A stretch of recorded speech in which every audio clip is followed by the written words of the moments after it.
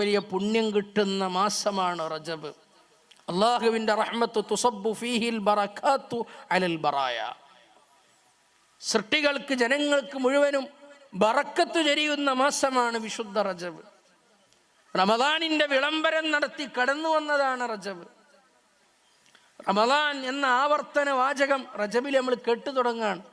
പോയി നമ്മൾ ദുആ ചെയ്യുന്നത്, ഇന്ന് സുബഹിക്കും നമ്മൾ പ്രാർത്ഥിച്ചത്, അല്ലാഹുമ്മ ബാരിക് ലനാ ഫീ റജബിൻ വ ശഅബാൻ വബല്ലിഗ്നാ റമദാൻ വവഫിഖ്നാ ഫീഹി ലിസ്സിയാമി വൽ ഖിയാമി വതിലാവത്തിൽ ഖുർആൻ.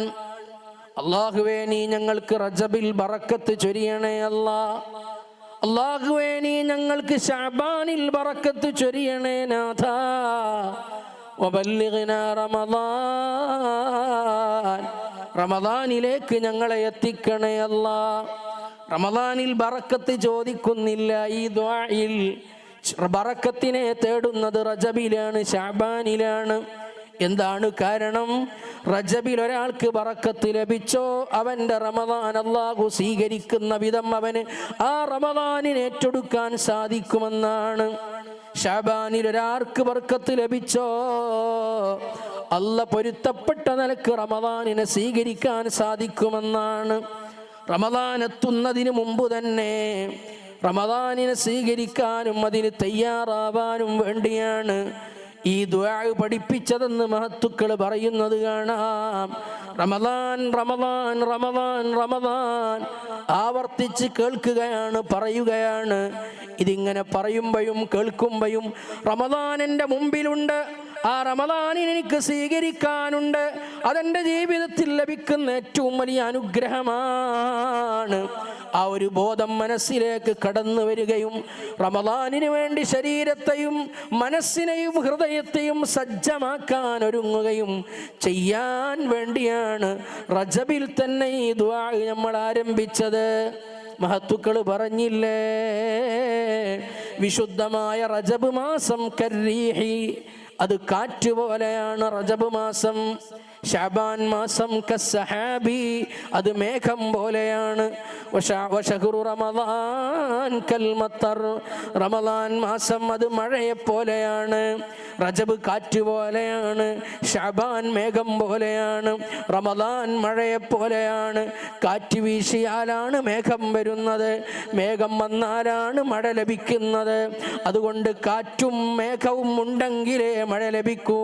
റജബും ശഅബാനും ഒരു വിശ്വാസിക്ക് ഏറ്റെടുക്കാൻ കഴിഞ്ഞാൽ മാത്രമേ, ഇബാദത്ത് കൊണ്ട് സജീവമാക്കാൻ സാധിച്ചാൽ മാത്രമേ റമദാൻ അല്ലാഹു പൊരുത്തപ്പെട്ട നിലക്ക് സ്വീകരിക്കാൻ നമുക്ക് സാധിക്കൂ. റമദാനിൽ ചെയ്യുന്നതൊക്കെ റജബിൽ ചെയ്യാൻ കഴിയണം. ഏറ്റവും കൂടുതൽ നോമ്പ് നോൽക്കണം വിശുദ്ധ റജബിൽ. 27-ാം രാവിൻ്റെ 27-ാം നോമ്പ് മാത്രമല്ല, റമദാനിൻ്റെ എല്ലാ റജബിൻ്റെ എല്ലാ തിങ്കളാഴ്ചകളിലും എല്ലാ വ്യാഴാഴ്ചകളിലും ഏതൊക്കെ വിധം നോമ്പ് നോൽക്കാൻ കഴിയുമോ ആ വിധത്തിൽ ആ വിശുദ്ധ റജബിൽ കഴിയുന്ന വിധം നോമ്പെടുക്കണം. ഖുർആനിനെ അധികരിപ്പിക്കണം, സ്വതക്കകൾ വർദ്ധിപ്പിക്കണം. റമദാനിൽ ചെയ്യുന്ന ഇബാദത്തുകൾ മുഴുവനും വിശുദ്ധമായ റജബിൽ നമുക്ക് ചെയ്യാൻ കഴിയണം. കാരണം റജബ് അല്ലാഹു പൊരുത്തപ്പെട്ട നിലക്ക് നമ്മിൽ നിന്ന് സ്വീകരിച്ചാൽ മാത്രമേ, നമുക്ക് ഏറ്റെടുക്കാൻ കഴിഞ്ഞാൽ മാത്രമേ അല്ലാഹു പൊരുത്തപ്പെട്ട നിലക്ക് റമദാനിനെ നമുക്ക് ഏറ്റെടുക്കാൻ കഴിയൂ. കാറ്റുണ്ടെങ്കിലേ മേഘം വരൂ, മേഘം വന്നാലേ മഴ ലഭിക്കൂ. റജബും ശഅബാനും ഉപയോഗപ്പെടുത്തിയാലാണ് ഒരു വിശ്വാസിക്ക് റമദാൻ അല്ലാഹു പൊരുത്തപ്പെട്ട നിലക്ക് സ്വീകരിക്കാൻ സാധിക്കുന്നത്. മറ്റൊരു വാചകം കാണാം, റജബുൻ യുതഹിറുൽ ബദന. വിശുദ്ധമായ റജബ് മാസം അത് ശരീരത്തെ ശുദ്ധീകരിക്കുന്ന മാസമാണ്, ശരീരത്തെ ത്വഹാറത്ത് ചെയ്യുന്ന മാസമാണ്. വശഅബാൻ യുതഹിറുൽ ഖൽബ, വിശുദ്ധമായ ശഅബാൻ മാസം അത് ഖൽബിനെ ശുദ്ധീകരിക്കുന്ന മാസമാണ്, ഹൃദയത്തെ ശുദ്ധീകരിക്കുന്ന മാസമാണ്.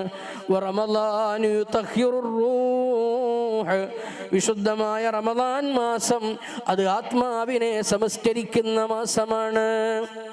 ഇത് മൂന്നും ചേരുമ്പോഴാണ് ഇത് മൂന്നും ലഭിക്കുമ്പോഴാണ് ശരീരത്തെ ശുദ്ധീകരിക്കാനും ആത്മാവിനെ ശുദ്ധീകരിക്കാനും ഹൃദയത്തെ ശുദ്ധീകരിക്കാനും ഒരു വിശ്വാസിക്ക് സാധിക്കുമ്പോഴാണ് അള്ളാഹുവിൻ്റെ അടുക്കൽ അവന് വിജയിക്കാൻ കഴിയുന്നത്, പരലോകത്തവന് രക്ഷപ്പെടാൻ സാധിക്കുന്നത്.